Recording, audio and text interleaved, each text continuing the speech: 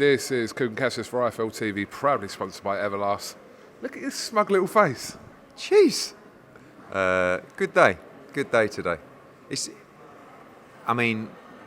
You may have known, this is something that's obviously been,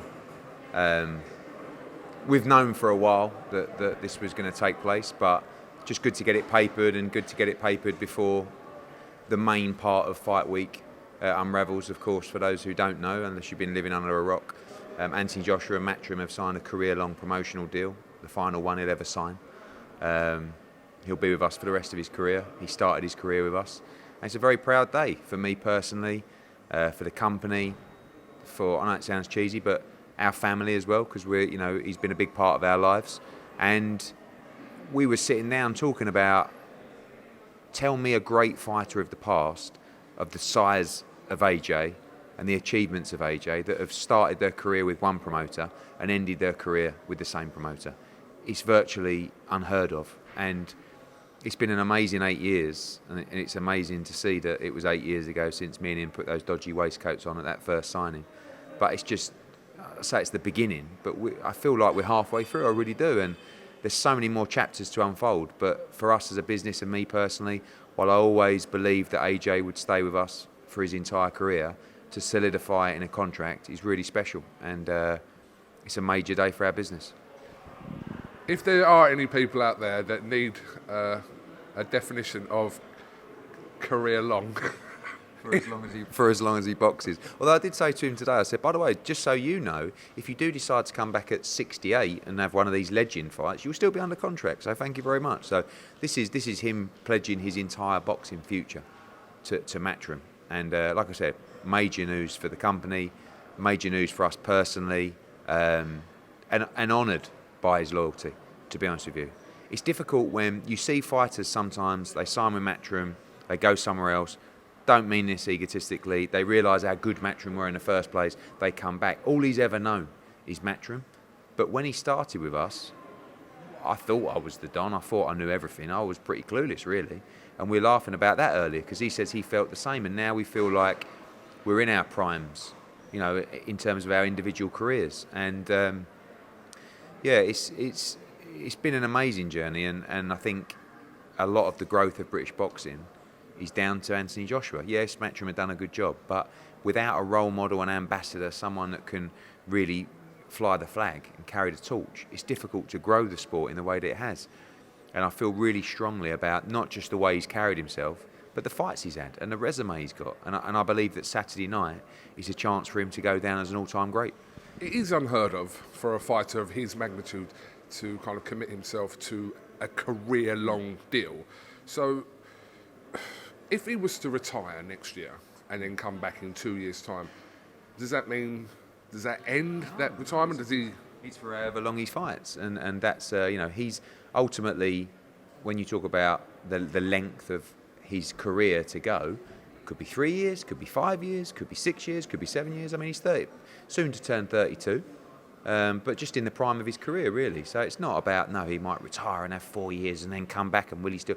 This is a career-long deal, but we're not planning on retiring and coming back 4 years. He's in the prime of his career. Of course, the road to undisputed has always been the dream, and we hope that he can be victorious on Saturday night, and we can move forward and see him become undisputed heavyweight world champion. But many chapters still to unfold as life goes on. Which other promotional outfits out there were you concerned about, or were you not concerned about that they could have kind of been involved here? No, this was the fourth contract that we've signed together. So the first one, obviously every man and his dog was in the race to get Anthony Joshua, and that was a big win for us. The second one, he turned down some massive deals from I think the one thing about AJ is he's very smart. He backs himself and he believes in himself. And he's made some very good decisions in his career. And he hasn't really made any bad decisions in his career, quite honestly. Sometimes you can take a deal for an extra 25-30% in terms of financial gain, but it could actually completely ruin and derail your career. If you're not with the right team, if you're not making the right moves, this sport can be disastrous for you in terms of progression. And he's a good example to younger fighters as well. Financially, we're always at the races, but every now and again, someone will offer more money for a bad deal. And he's navigated around that well. So the first extension was a bit hairy. The second one was in New York, less hairy. And this one wasn't really that hairy because we're kind of like, you know, Matchroom and AJ and 258 and Frank and Freddie. We're kind of like a married couple where we've made a commitment and we know we're going to be together forever. Some days you might wake up and, you know, you've got a little bit of the ump, but we've never really, I said this earlier, we've never really had a dispute, an argument. We've had differences of opinion, but never heated. We've always worked together, and honestly, it's been such plain sailing throughout those 8 years. Ups and downs in the ring, of course, not many, but just an incredible journey, and I feel really blessed to have been part of it and lucky, and I think I'm really pleased to see, particularly in the last sort of 6 to 9 months, and I think you'll agree with it as well, the positivity towards Anthony Joshua. This is a good individual that works his nuts off for legacy. He's got everything. He's got the money, he's got the belts. He's working harder now than he's ever worked in his life, and he's chasing legacy. And we should applaud that as fans. You know, sport now, of course, it's dictated by money and sometimes greed, but to see an athlete that's achieved everything just chase legacy and just chase improvement and achievements, I think people are really starting to see the real Anthony Joshua. And if you know the real Anthony Joshua, you need to know that this is a fine individual, and we're lucky to have him. The question the public will want to know is to have some clarity on the broadcast situation. So what that wasn't kind of mentioned in any of your kind of statements about what he will do after this fight. When I spoke to him the other day, he said that he's not even looked at anything, which is understandable with the size of the fight on Saturday, but afterwards he'll look at what's available out there. But to your understanding, can you make any comment on where he'll potentially go or stay? No, I mean, as you know, you're talking about one of the biggest properties in world sport in Anthony Joshua. So every major broadcaster will be in the marketplace for him when he becomes available, which is on Sunday. Great relationship with Sky. They've been a great broadcaster for Anthony Joshua. Obviously, Dazn coming into the marketplace. They're a tremendous powerhouse now and taking over globally. Plenty of other platforms as well and broadcasters that have made approaches. That's one for Freddie Cunningham, 258, myself, AJ, to sit down once business is taken care of on Saturday and review the situation. So no decisions, no plans.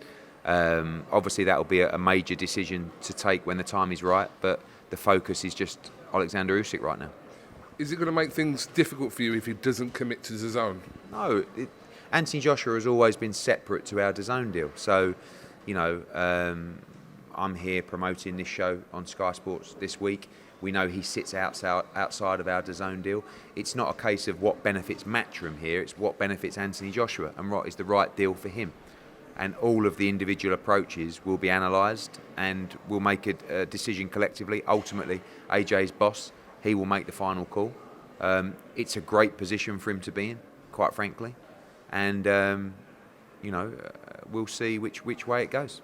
So it's not a case of you trying to convince him to come to the zone? I've seen comments on that. Not at all. It doesn't. There's no financial benefit for me, no, in any way, for me to take him to DAZN. I know about DAZN's plans. I know about their ability. I know about their technology. I know about their future, and it's a massive opportunity. I made that move for a reason.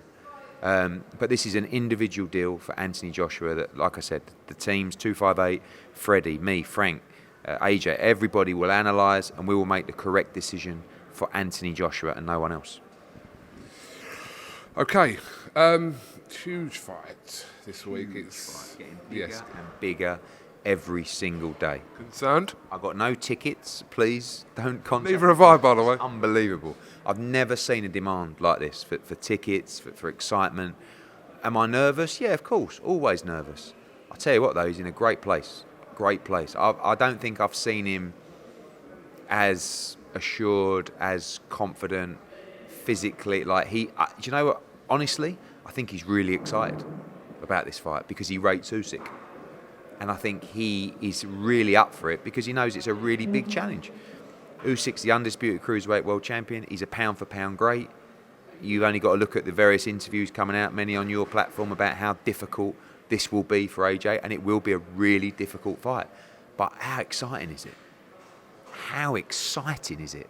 You know, normally you go into a fight and AJ's a 7, 8, 9 to 1 on favourite, and everyone just presumes he'll walk through everyone. How exciting. This could be bigger than the Klitschko fight.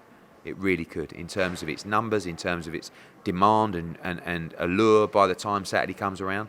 But it's just a brilliant fight. A brilliant fight. And this young man, Anthony Joshua, just keeps on accepting these challenges. Doesn't matter who it is. He will keep on rising to the challenges. And if he wins on Saturday, as I said, and I believe when he wins on Saturday, let's give him the utmost respect for being a pound-for-pound great and saying your resume is unbelievable. I mean, how many times will I say it? And I'll say it again.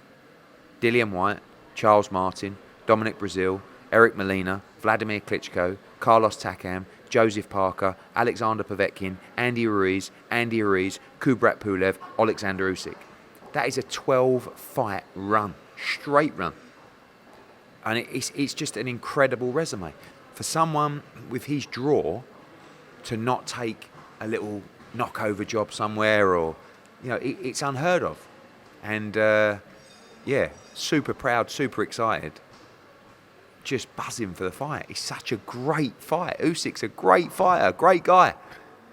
But AJ just looks so good, so strong. And he's ready. He's ready for Saturday night. In all seriousness, you've got no tickets left at all. I've got no tickets left. I mean, half the Premiership come on, like, as always, with like 3 days to go. Oh yeah, just need 2, mate. You know. I mean, look, it's mental. I mean, I know it's Spurs, Coog, but I've got to tell you, this stadium is unbelievable. This is going to be one of the best nights you've ever seen in British boxing history. And the next day is Arsenal Spurs at Arsenal, so I'm staying over. And I see Harry Kane the other day, and he can't even go to the fight. They can't. The first fight ever at Tottenham Stadium, massive history for Spurs as well, and he can't go. They can't go. Okay, a few things to talk to you about. First of all, can you make any comment on Dazn looking to acquire BT Sport? The talks look like they're developing. Can you make any comment on that? And in view to also having the Premier League rights as well. No, I mean, I think we've crossed this one before. It's not for me to comment. I've seen the various reports. All sounds incredibly exciting. That's up for those guys. I don't want to say anything that's going to, create headlines. I'm going to keep zip on that. I'm sure those guys know a lot more about it than me. And, I guess time will tell. I'm not asking you to comment. I'm saying if that is the case. All right, I am. Now I'm not asking you to comment. Okay, so if you're not asking me to comment, shall I just stay quiet? No, but I'm just saying it's an interesting move if that actually materialises. Well, that's asking me to comment. That is asking me to comment. Eddie, it's an interesting move, isn't it? I'm not asking you to comment. Well, I won't tell you. Would that be potentially an interesting move? Of course it would. Right, I mean, okay. Yeah, but I can't give you the news. So time on these things will always tell.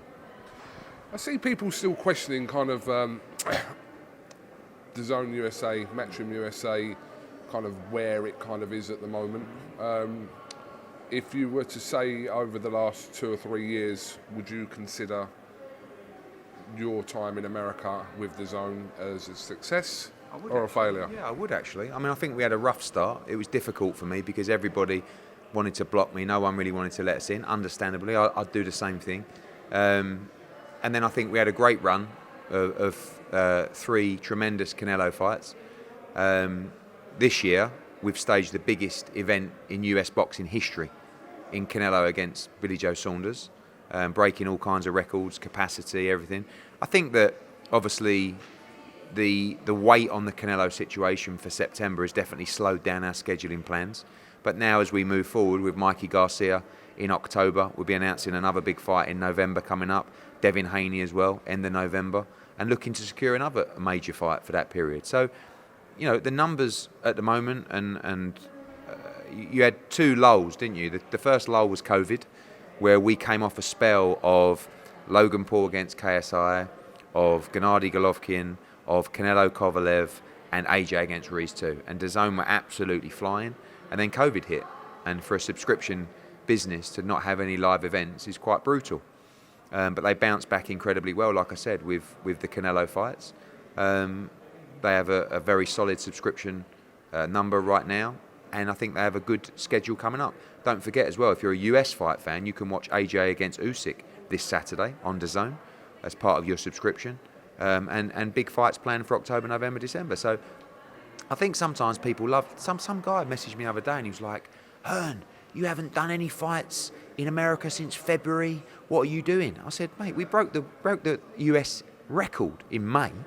Plus we had Devin Haney, who had a show in June. So we definitely are a month late in returning to the calendar. But again, Mikey Garcia at a big baseball stadium in Fresno, and I think we're in a good place. A little bit of a reset going on in the US market, I think. I mean, Triller are coming in and the head's gone, but that's good for boxing. Well, that they're spending money. So, yeah, I think we're in a good place. It's always challenging. It was never going to be easy. And probably I was a little bit arrogant when we started out to think that I was just going to blow everybody out of the water.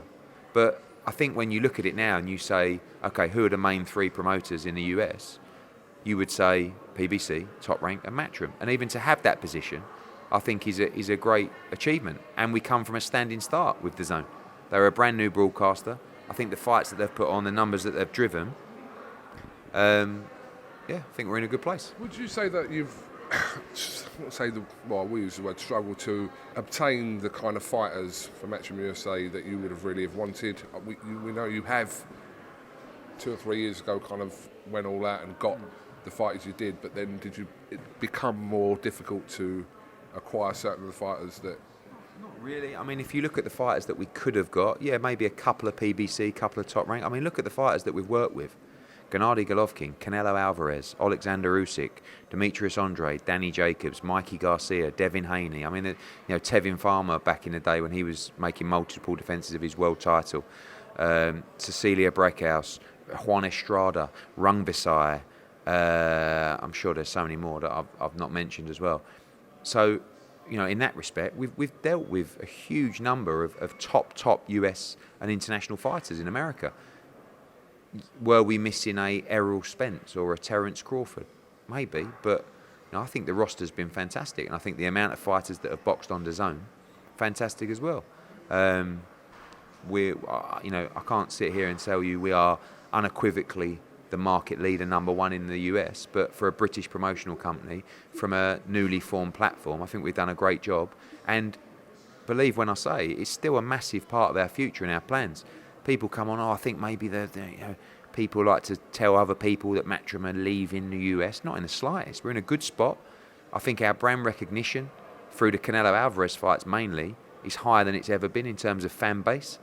I think we've got a great future. What did you make of Kevin Mayer's comments about the focus not being on the US? I think if you talk about the focus of the business, I mean, people also don't quite grasp that DAZN are a global giant streaming platform. I mean, when you look at the markets that they're in, of course, Italy with Serie A and Germany and Japan and Canada and UK, they cover all sports. Now, in many of the newly formed territories, they are predominantly a boxing platform in the UK, in the US. So I can't speak for Kevin, but I mean, they have so many major markets that they operate in with a multitude of sports. Probably America isn't a major focus for them. They're not going anywhere. They've built a solid foundation and good brand values in America, and they have a big future in that respect. And to be honest with you, I think they've got their business right now in America. I mean, they were spending a lot of money like you see people doing, and quite frankly, at the time, and because of the way you need to penetrate the market, they spent some crazy money. It's what you have to do. But now they understand the market, they're making the right choices, in my opinion, and I think they're in a good place as a business. And that's more important than just going out there and just acting recklessly just to get a few fights and to drive some cheap publicity. There's no longevity to that. So, they have so many major markets and so many major rights, well beyond boxing, that I'm sure some of those territories and some of those rights are of a greater focus than American boxing. But as a global boxing product, DAZN are, I mean, no one even can compete because there's no one like them. And it gives us the opportunity to feature our sport and our matchroom shows worldwide in key markets. And the growth we're seeing in so many different territories is fantastic. Do you know how much of that $1 billion has been spent? $1 billion? Yeah, probably. I mean, we're what are we, 3 years in, 4 years in to an 8-year deal? Is the majority of it gone?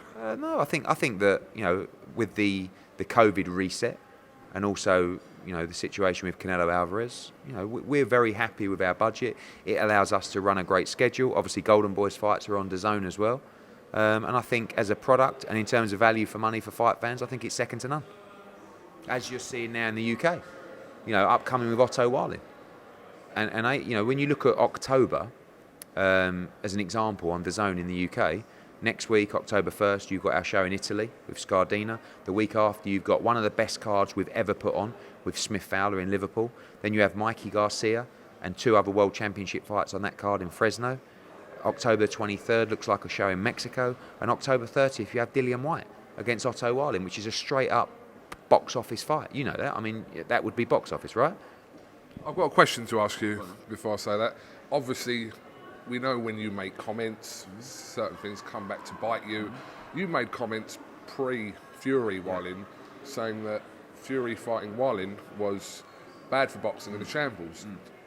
So was it a case of you saw the performance that Wallin put in against Fury and now it's a credible fight for Whyte? Yeah, absolutely. That was 3 years ago, and Otto Wallin had never boxed anybody. In fact, he came over, I think his biggest achievement was that he was a sparring partner for AJ. And obviously the performance he put in against Tyson Fury, he should have won that fight. That fight should have been stopped. But not just that, coming up, beating Kaufman, beating Brazil. Yeah, he's a serious contender. But certainly, you've gone from Tyson Fury beating Deontay Wilder to saying, I want to fight this and I want to fight the world and I want to fight AJ, to fighting a complete novice at the time who'd never boxed anyone from Scandinavia. And it was a weird fight, really poor fight at the time. But Wallin showed his credentials, came back, should have beaten Tyson Fury that night. Fury dug deep, got the win, and then came back, beat Kaufman, beat Brazil, and it's been widely avoided since. So, yeah, I stand by those comments. At the time, coming off the Wilder win, I thought it was a very poor matchup. But Wallin showed his credentials, fair play to him. And you can see by the response of the fight, it's a real fight. You've added Lucas Brown and Alan Babbage today. People are going to hate this, but I quite like the fight, but there are some concerns considering that Lucas Brown obviously came off the back of this one-round knockout from Paul Gallen. People tell me he's a rugby player. I'm not sure of the background, but just explain to me the fight you've just made. I think you're talking about a guy in Babbage, what is he now, 8-0? Something like that. He's had 8 fights. Lucas Brown has boxed at a level well above him. Saw the fight against Gallen, who can fight, by the way, hit him on the back of the head. Brown didn't get up, they stopped the fight. So what has Lucas Brown got left? I think it's a decent fight, to be honest with you. I mean, what is Lucas Brown? 19 stone?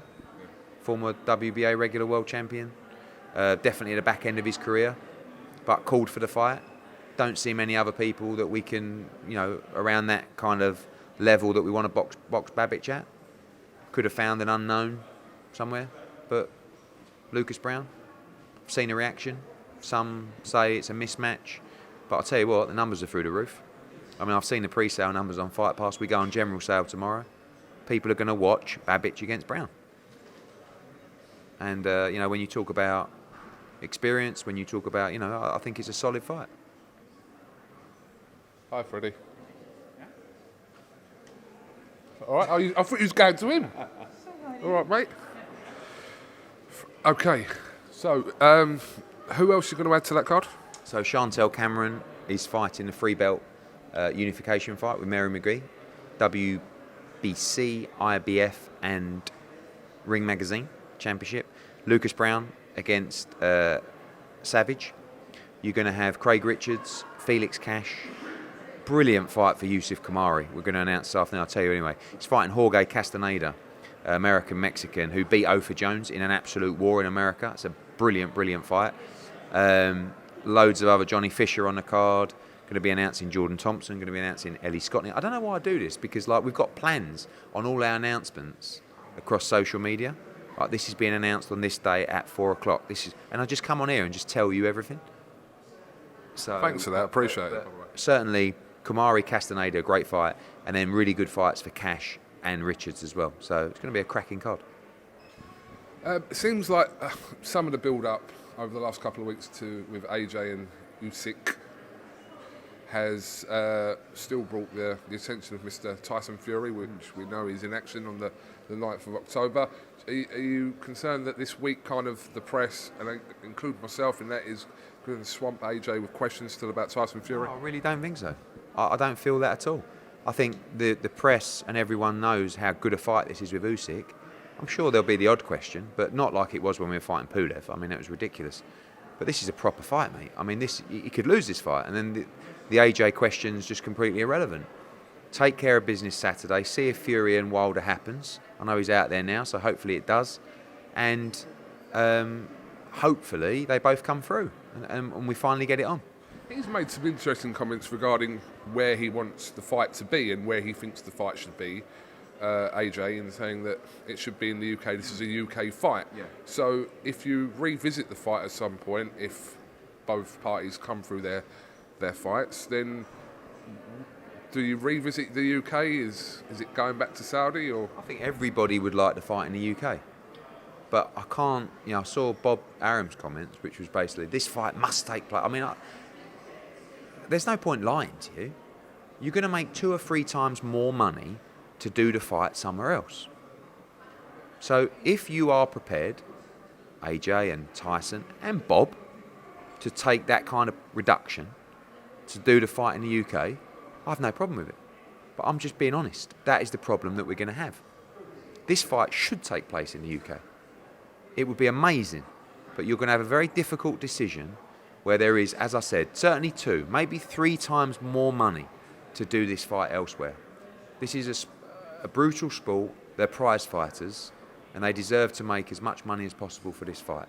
But one thing is for sure, not even if everything was equal, if everything was anywhere near equal, we'd all be doing the fight in the UK. And hopefully we can find a way to do it. I'm just not going to tell you, this fight must take place, because I know the tough decisions that people will have once the numbers come in. Just being honest. I haven't really spoke to you. I know it's a little bit old news now, but what did you make of that Triller show with Evander Holyfield, and also David Haye, victorious against Joe Fournier, calling out Tyson Fury? What were your thoughts on that? On the Holyfield thing, I think it was one of the most disgusting things I've ever seen. I mean, anyone who has any love for the sport of boxing knows that was probably one of the worst things that we could have seen. It's one thing doing, the TikTok or YouTube stuff, or another thing doing the Legends and Haye against Fournier, which was just a bank job. But we just can't. And people say blame Triller, they're the ones paying the money. Triller, you listen to Ryan Kavanagh speak, don't know the guy, knows nothing about boxing, couldn't care less about boxing, and probably would admit that. It's not his fault, that's no problem. So they're trying to do a job, they're trying to drive subscribers, they're trying to create publicity, they want to shock you, they almost want a freak show. It's the commissions that just have to stand up and say no. Like, how can you sanction that as a fight? And you're talking about a guy who is one of my favourite fighters, Evander Holyfield. And you just watch that, but he needs to be protected. And if he's not protected by people that are supposed to love him, that are around him, at least let the commissions and the authorities protect him and say no. And I saw yesterday an interview with Ryan saying that, he hopes that Holyfield will fight again in a couple of months. Come on, man. I mean, look, everyone loves a pound note or a dollar bill. But you just can't do that to a man, People close to him. One of the reasons that this guy is fighting, because not enough people have cared about him throughout his career. And you're seeing that again now. And everyone who's in his corner, right now, everyone that's around him, everyone that's in the gym with him, everyone that's spurring him on to make a little percentage should be ashamed of themselves as well, because they don't care about him. You think anyone that cared about Evander Holyfield would advise him to get in that ring and have a fight? But anything that I say is just, sour grapes from Hearn. It's not sour grapes. I would never do that. I'd rather never work in boxing again than put that on. David Haye against Fournier, look, it's different. They just got together, thought we'd nick a few quid. Sweet, it's not a problem. But the other stuff is dreadful. And it's got to stop. And Haye calling out Tyson Fury after his fight. I mean, I wouldn't even be surprised if Tyson Fury done it, because it would be, a way for him to avoid AJ. It would be, probably make some decent money, but it's not. So, some people are about that life, and some people aren't. And like you ask, I don't know what Tyson's thoughts are about that, but but listen, David's brilliant at what he does. Always been brilliant at what he does. He's an amazing fighter. He's a great self-promoter, and he's out there now. Again, like, you can't blame a guy for making a few quid and an easy night's work. So I don't blame that stuff. That stuff you just take with a pinch of salt and think, what's going on here? The other stuff is dangerous, but that's for the commissions to say. Again, I don't heap the blame on Triller, because they're not boxing people. They don't care about the sport. They don't know anything about the history. But the commission to allow that, and I've worked with the Florida Commission before, and I just can't believe they allow that to take place. Like, you can say what you want about the British Boxing Board of Control.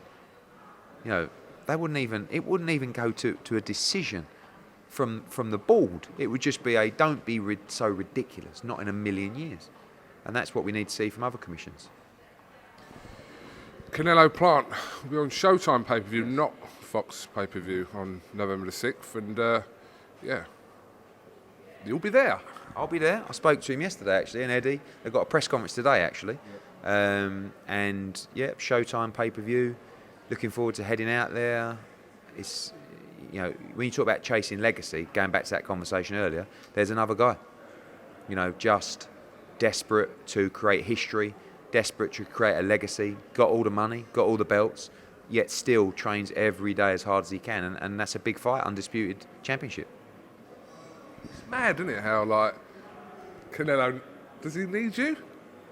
Well, I think if you look at his rise, but if you look at his rise in profile over the last 9 to 12 months and the popularity globally, I think we've been great for him, to be honest. I think he's relaxed around us. I think he's more accessible to the media. You see him speaking a lot more English. I think he's enjoying being part of our shows. This is a situation where I couldn't deliver that fight for him, and he has to do a fight on Showtime. I'm not going to get in the way. Those guys, they don't like me, so they're not really going to want me around. I'm not looking to be around. I'm not looking to stick my nose in. I just want to see him create history.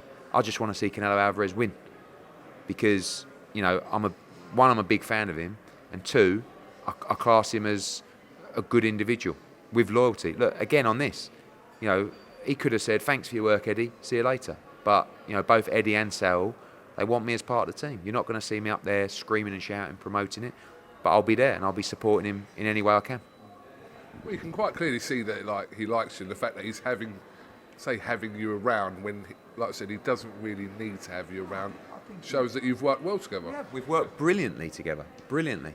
But on this occasion, I couldn't deliver him the Plant fight. They wouldn't take the fight on Dazn, so he had to make the decision to take the fight on PBC. He has to take this fight. It's not about me. It's just, this is for his legacy, and I want to see him create legacy. And hopefully we'll be celebrating on November the 6th. Parker Chisora 2 announced for 18th of December, on the same night actually as Josh Taylor's fight with Jack Catterall, but we come across this every single Christmas, where there's the week before Christmas, and especially with venues now. That's the bigger problem, to be honest with you. Manchester Arena was available December 18th. We went for it. Chisora Parker's a massive fight. Just fought to a very close decision on Sky Sports box office last May. Wait till you see the card. Banging card. And I'm not even going to tell you about some of the fights, but we'll make an announcement in a few weeks' time. It's going to be an absolute Christmas cracker, because I know you like that. That was one of your shows, was called Christmas Cracker, yeah. Called a Christmas Cracker. We will not be calling this a Christmas Cracker, but it will be a Christmas Cracker. And good fight, massive card, and a good way to close out the year. Chisora, it's strange, but it's not strange. It's signed with 258. Right. Is it strange and not strange? Is that fair to say? Bit of a weird one. Look, if obviously Chisora and Haye parted ways. He was looking for a new management company, 258, tremendous management company, and signed with 258. A week later, or something like that, we got the deal done, and they were a big part of making sure we got the deal over the line. Chisora gets a great deal, Parker gets a great deal. Must-win fight for both, and we know that every time Del Boy fights, people tune in. It's a big win for Dazn as well as part of your subscription. So yeah, big end to the year. I think the price has been set, which is $24.95 for this weekend, which was what it was last time anyway. And the time before that, yeah. It was the same as the Pulev fight. It was the same as the Ruiz 2 fight. Yeah. Conor Benn, you've signed him to. Well, I'm sure there's a length of time on that deal. Okay. 5 fights. It wasn't career long. Yeah. Did he feature on that bill? Yeah, go on then. Conor Benn will be on the Chisora Parker bill. Yeah, as will many others. But yeah, he's. I'm loving working with Conor Benn. Still a long way to go, but the attention this young man gets, the numbers. You've seen it. The good thing about talking to you sometimes is you actually see the numbers, so who rates, who delivers, and Conor rates unbelievably, massively, and he's a big star. So delighted to get him for another 5 fights. He's another fighter we signed from the professional debut. I want him to end his career with Matchroom. We're very fond of him. Obviously, very close with Tony Sims, and very good fighter. And he's going to be involved in some massive nights. Have one more fight here in December. Then I want him to headline in the spring in a massive fight in London. So the type of opponent he'll face in December, is it kind of just a gradual step up from, say, the Granados fight? We'd love the Broner fight. We've made them 2 offers now. We haven't been able to tickle their fancy, but we'll keep going. Victor Ortiz, Chris Van Herden, Robert Guerrero, this kind of level for December would be great. Chris Algieri if he wants to fight at 147. What about David Avanesian? We know he's in action soon, but has that been talked about for Conor Benn? Yeah, I think that's a great fight. Tough fight. Very tough fight. He's a good fighter. Conor would take that fight in a heartbeat.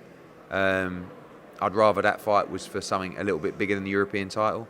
We would make that fight, but also understand Avanesian is a very, very good fighter. Very dangerous fight as well. So avoided? Not by Conor, but I'm saying in general, is he avoided? Not really, because he hasn't got the profile that, you're never going to make great money fighting David Avanesian. You'd make much bigger money fighting Adrian Broner, which is a much easier fight. Maybe. Different kind of fight, So it's not about avoiding David Avanesian. Conor will go through all these guys. And, I wouldn't be surprised to see that fight happen next year either. No, I meant in general with David Avanesian, not to Conor Benn, but it just seems like after the Josh Kelly fight that no welterweight is really kind of calling his name. Actually, we had a World Championship eliminator for him ready to go in a really winnable fight, but he chose just to fight Liam Taylor. So it's just a standard defence for him. He's a really good fighter, tough guy. When you say avoided, I think when a fighter doesn't necessarily bring a major commercial value to the table, you're going to avoid him if he's good and tough, quite frankly. It's just life, isn't it? No, it's honest. So, but I wouldn't be surprised to see Conor Benn fight Avanesian next year. I think that's the kind of fight he needs to be taking on the way to a world title, and it would be a tremendous fight. Absolutely. Just a couple more. Manny Pacquiao announced his retirement, which after the Ugas fight seemed to be the right call from him. Yeah, I don't think he'll be retiring. Sean Gibbons came out and clarified those comments and said that he hasn't made his mind up yet about that. I think he'll have one more fight. And I know there's some conversations going on about that fight. I think he's had a great career. Whether he decides to do that or not, that's down to him. But I wouldn't be surprised to see him take one more fight. I was under the understanding, I haven't seen Sean Gibbons' remarks. Yeah, there's quite a few reports, but you probably didn't read it. Just where he came out and said, look, he hasn't made a decision yet. He talked about managing fighters and his legacy in the sport, but I don't believe that he's made a final decision on that yet. Okay, Serrano Taylor, are you liaising with Jake Paul over this? Yes, had a good chat with Nikisa, who's Jake Paul's manager. Know him very well. We did the Gibb fight with Nikisa and Jake. I think everyone's intentions are quite pure, to be honest with you, to make the biggest fight in women's boxing. I think Jake quite likes the idea of almost creating that legacy for himself outside of the ring, that he was part of something big. We want to do that fight in March or April. We want to do that fight at Madison Square Garden. Katie Taylor's more than up for that fight. I believe Amanda Serrano would take the fight. Obviously, the numbers need to be attractive and agreeable to everybody, but it's built to a size now where it was much bigger than it was a year and a half ago. Dazn would love to do that fight. It's a massive fight for Dazn USA and Dazn UK and Ireland as well, Puerto Rico and many other territories. So we're all keen to try and get that fight done. Okay, just literally a couple more things. Richard Schaefer has announced a new promotional company with what seems to be a very kind of strong backroom staff there that he's working with as well. So, yeah, Big Schaefer is back. Yeah, I saw that, and we've been having a couple of discussions with Harrison Whitman, who's the lawyer there, a good guy, used to work for Top Rank. I think, hopefully, you know, what I'm seeing, which is we want to work with everybody, and I think that's a good sign for everybody. Where we're at the moment is we just want to put the best fights on and deliver the best schedule for Dazn. And if that means working with any promotional company in the world to deliver opportunities for our fighters or to create big events or great value for money for Dazn subscribers, then absolutely. It doesn't matter whether it's Pro Bellum, Top Rank, Queensbury, doesn't matter. Obviously, where you have good relationships with people, it's a lot easier to do. I have no problem with Richard Schaefer, and I do a couple of impressions now and again, but he's a good operator. Harrison Whitman we've got on very well with. I think Anthony Cantazaro from a Barclays Centre is on board. So, yeah. Very experienced team there. I don't know a lot about it, but welcome. More the merrier. Let's make some great fights. You need people out there that you can work with, don't you? Yeah, of course. Hey, listen, you in particular. I mean. No one really likes working with me, but I mean, maybe these guys will. Anything on Amir Khan and Kell Brook? We know Amir Khan's announced an event, a crypto event, on October the 16th in Dubai, but anything on that at all? No. Not happening? There's a few discussions around that and other fights as well, but it's not really one that we're focused on this year. Okay, we've got the live workout at the O2 Indigo, which we're going to head to now. Yeah, media only. Media only. COVID restrictions. Right. But the weigh-in, don't forget, this Friday at the O2, I think we're up to about 3,500 so far. Let's pack this weigh-in out. It's £1. That pound goes to NHS, Greenwich and Lewisham Trust charity. Come down, support AJ Usyk weigh-in. It's going to be a great event. And tune in Saturday night, Sky Sports box office in the UK, Dazn everywhere else in the world, pretty much. Going to be a huge show. And whatever the weigh-in makes, you'll double it, yeah? Yeah, mate, yeah.